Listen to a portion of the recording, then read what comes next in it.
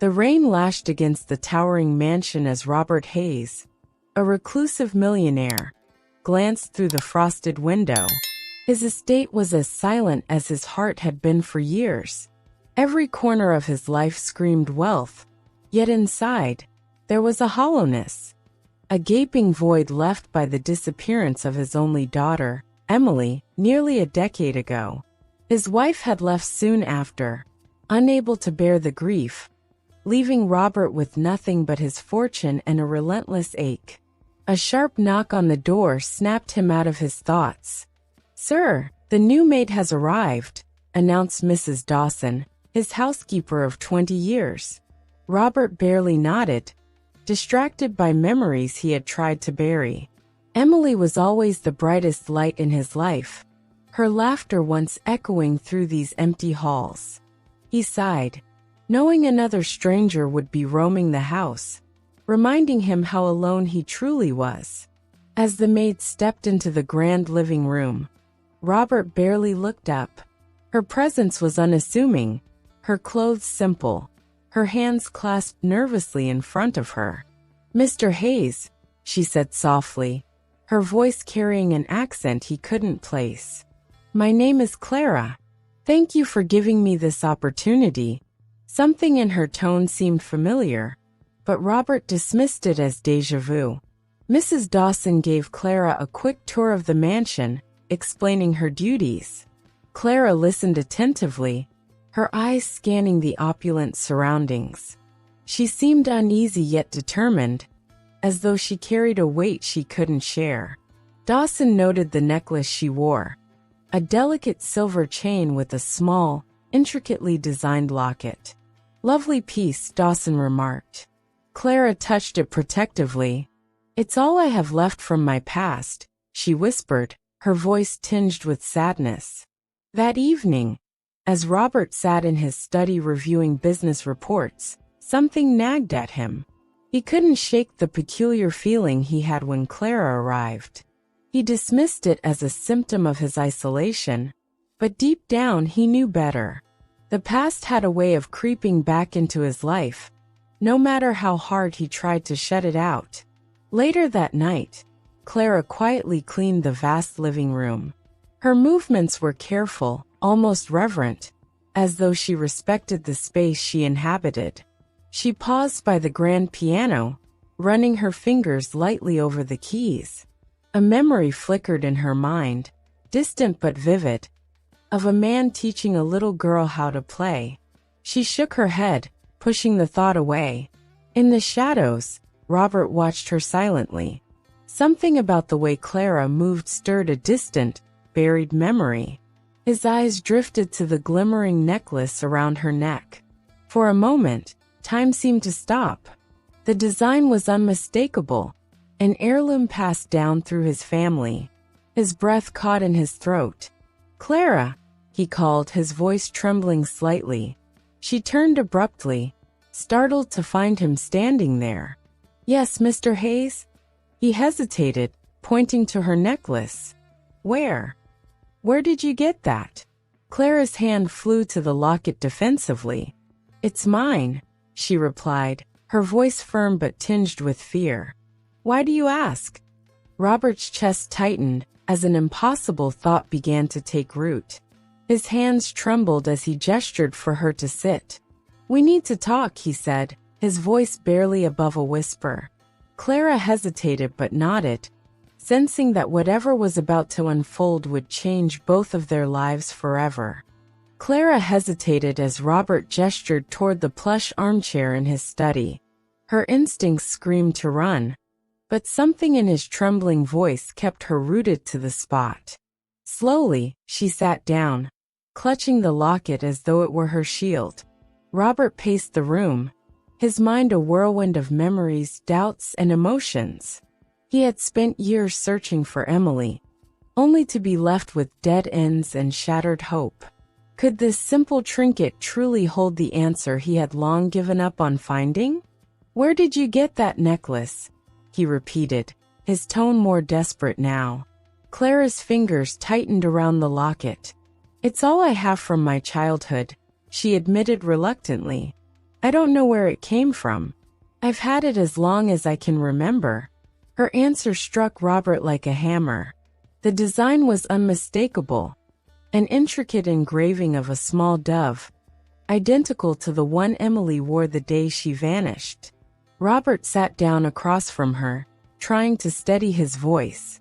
That necklace belonged to my daughter. She was wearing it when she disappeared. Clara's eyes widened, and for a moment, she seemed to stop breathing. Your daughter? She echoed, her voice barely audible. What do you mean disappeared? Taking a deep breath, Robert told her the story that had haunted him for years. Emily had been just 6 years old, a joyful child who loved playing in the garden. One sunny afternoon, she had been outside with her nanny. Minutes later, she was gone. There were no witnesses, no ransom notes, just silence. The police had investigated, but every lead dried up. The only trace left behind was a broken clasp from her necklace. Clara listened intently, her expression unreadable. When he finished, she looked down at the locket, her hands trembling. I don't know what to say, she stammered. I've had this for as long as I can remember. I don't even know who gave it to me. Her voice cracked as a flood of emotions overwhelmed her. Robert leaned forward, his eyes scanning her face for answers. Clara, how old are you? He asked, his voice soft but insistent. 23, she replied.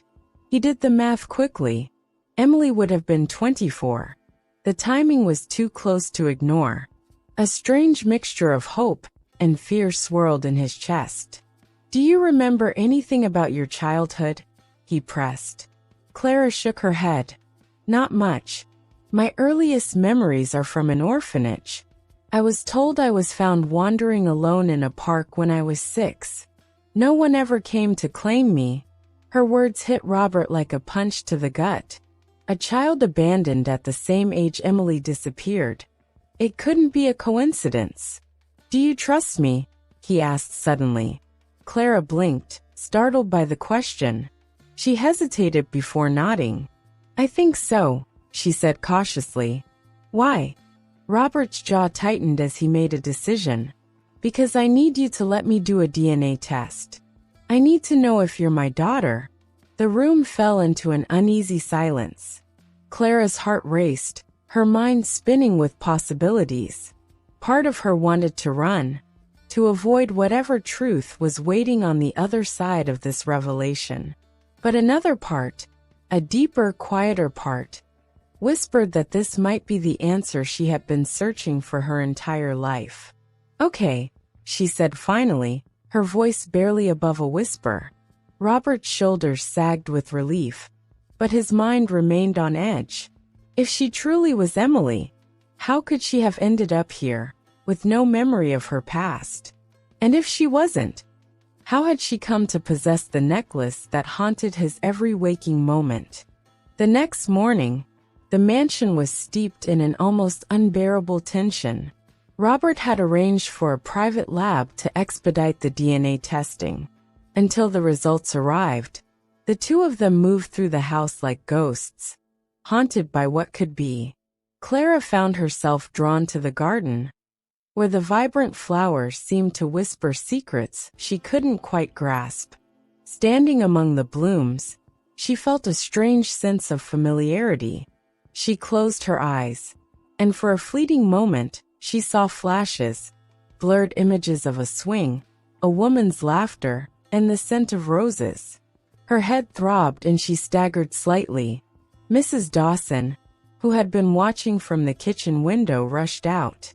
Are you all right, dear? She asked, concern etched on her face. I'm fine, Clara lied, though she felt anything but. She glanced toward the grand fountain at the center of the garden. Something about it tugged at her memory. She couldn't shake the feeling that she had been here before, even though logic told her it was impossible. Inside, Robert sat in his study, staring at an old photograph of Emily. Her bright blue eyes and golden curls were etched into his soul. He couldn't stop himself from comparing her features to Clara's. The curve of her jaw, the shape of her nose. The resemblance was undeniable, but he feared that hope was clouding his judgment. That evening, Clara joined him for dinner at his insistence. The large dining table, usually a symbol of his isolation, felt strangely alive with her presence. "What was your life like at the orphanage?" he asked gently. Clara hesitated, her fork hovering over her plate. "It wasn't easy," she admitted. "The caretakers were kind, but there were so many of us. I always felt different, like I didn't belong.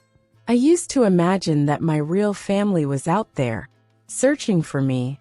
Her voice broke slightly, and she looked away, embarrassed by the tears welling in her eyes. Robert's throat tightened. "I never stopped searching," he said quietly. Clara looked up, her eyes meeting his. For a moment they sat in silence, two souls connected by pain and an unspoken bond. That night, as Clara lay in the small room Mrs. Dawson had prepared for her, she turned the locket over in her hands. She had never dared to open it, afraid of what she might find. But now, with so many questions swirling in her mind, she couldn't resist. With trembling fingers, she pressed the tiny clasp. Inside was a faded photograph of a man and a little girl. Her breath hitched as she recognized the man, Robert Hayes, younger but unmistakable. And the girl? She looked exactly like Clara had in her earliest memories. Her heart pounded as she realized the truth might be closer than she ever imagined. Clara sat on the edge of her bed, her hands trembling as she stared at the photograph inside the locket.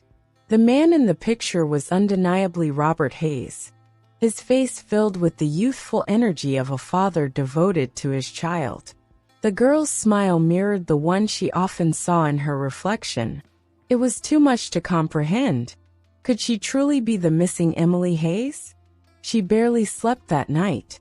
Memories, or what she thought might be memories, flashed in her mind. A swing set, the smell of freshly cut grass, and the sound of a man calling her name, Emily. The images were faint and fragmented, but they felt real. She clutched the locket tightly, as if it could somehow connect the pieces of her fractured past. The following morning, Clara found Robert in the study, his head bowed over old case files and photographs. He looked up when she entered, his expression a mixture of hope and apprehension. "I opened the locket," she said quietly, her voice trembling. "There's a picture of you and a little girl." She hesitated. "Was that Emily?" Robert stood abruptly, his eyes wide. "Yes," he said, his voice thick with emotion. "That was taken on her 6th birthday. I gave her that locket that day."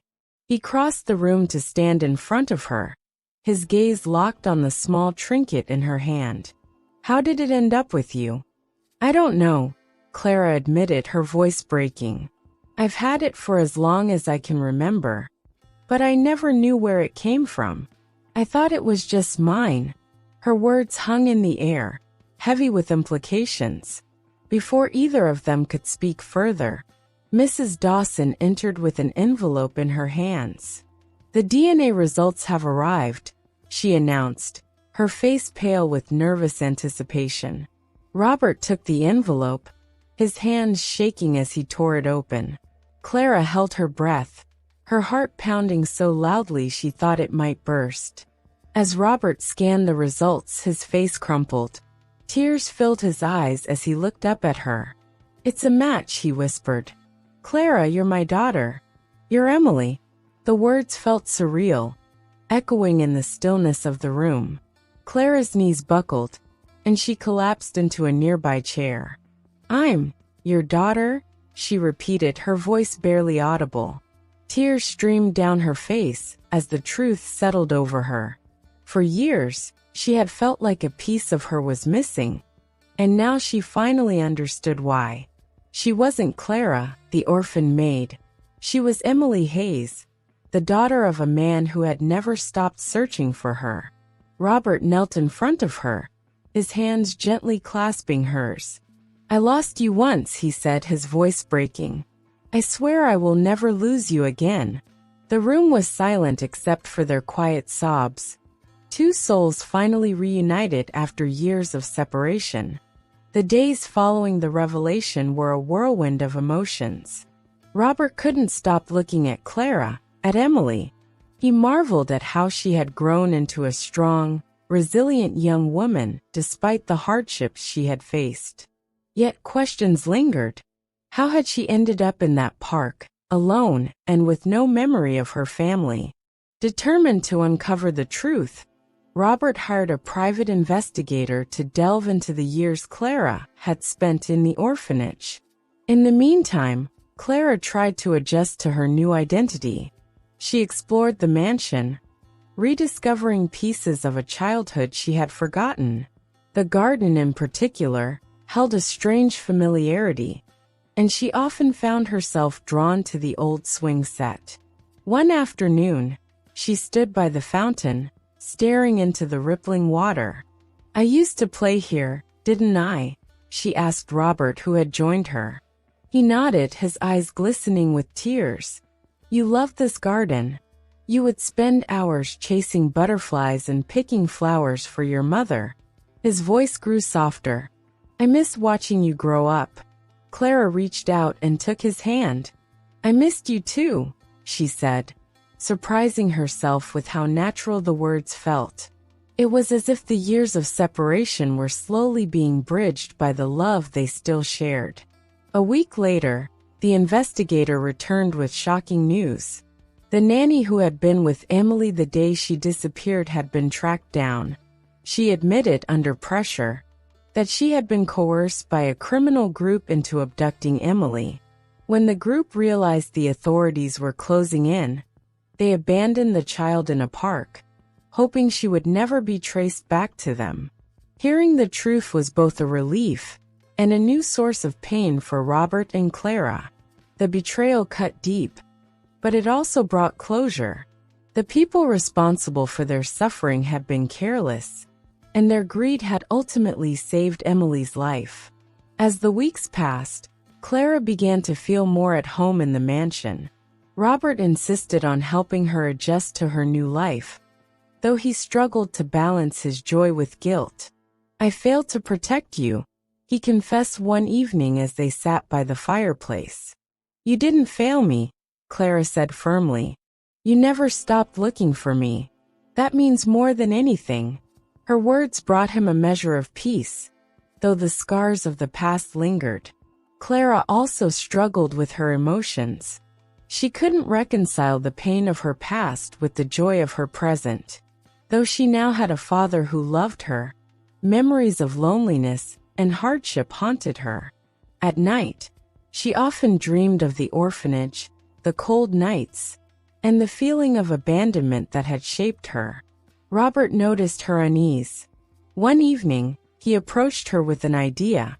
"Emily," he began, hesitating over the name she was still getting used to. "I want you to meet Dr. Keller. She's a therapist who's helped me through some dark times. I think she could help you too." Clara nodded, grateful for his understanding. In her sessions with Dr. Keller, Clara began to unpack the pain she had buried for so long. She spoke of the longing she'd felt as a child, staring out of the orphanage window, hoping someone would come for her. She cried over the stolen years and the confusion of discovering her true identity. Slowly, she started to heal. Meanwhile, Robert threw himself into creating new memories with Clara. He showed her photo albums from her early childhood and shared stories about her mother, Margaret, who had passed away years after Emily's disappearance. "She never gave up hope," Robert told Clara one day, his voice thick with emotion. "She believed you were out there, waiting to be found." Hearing about her mother brought a sense of connection Clara hadn't felt before. She began to visit her mother's grave, bringing fresh flowers and speaking aloud as if Margaret could hear her. "I'm back now," she whispered one sunny afternoon. "Dad and I are together again. I hope you're proud of me." The mansion, once a place of emptiness for Robert, now felt alive again. Clara's laughter echoed through the halls as she rediscovered her love for painting, a hobby she hadn't indulged in since her childhood. One day, Robert found her in the garden, painting the fountain surrounded by blooming flowers. "You've got your mother's talent," he said, smiling. For the first time, Clara felt like she belonged. Months passed, and the wounds of the past began to close. Clara officially changed her name back to Emily Hayes, embracing her identity as Robert's daughter. Together, they decided to channel their pain into something meaningful. Robert announced the creation of the Emily Hayes Foundation, dedicated to helping children in foster care and preventing child abductions. At the foundation's launch event, Clara stood beside her father, her heart swelling with pride as he spoke. "For years, I lived with a hole in my heart, not knowing what had happened to my daughter," Robert said, his voice steady. "Today, I stand here with her by my side, and together, we will ensure no child feels the loneliness or fear she endured." The applause was thunderous, and Clara felt a sense of purpose she had never known. After the event, she approached Robert. "This foundation, it's more than just your dream. It's ours. I want to work with you to make a difference." Robert's eyes filled with tears as he embraced her. Over time, the foundation flourished, and Clara found joy in helping others. She visited orphanages, speaking to children about resilience and hope. "You are not alone," she would tell them, her voice steady and warm. "There is a world waiting for you, full of love and possibility." At home, Clara and Robert continued to build their relationship. They spent evenings cooking together, laughing over burnt dishes and shared stories. They traveled to places they had once dreamed of visiting, creating new memories to replace the ones they had lost. One evening, as they watched the sunset from the garden, Robert turned to Clara. "Your mother would be so proud of you," he said softly. Clara smiled, her eyes glistening. "And I'm proud of us," she replied. Life wasn't perfect, scars remained, and the pain of the past could never be completely erased. But together, they found strength in their love and a future full of promise. For Robert and Clara, now Emily, the story of loss had transformed into one of redemption and hope. As the sun dipped below the horizon, casting the garden in golden light, Clara leaned her head on her father's shoulder. "We made it," she whispered. And in the quiet of the evening, Robert knew she was right. Their journey, though marked by pain, had led them to a place of peace, love, and new beginnings.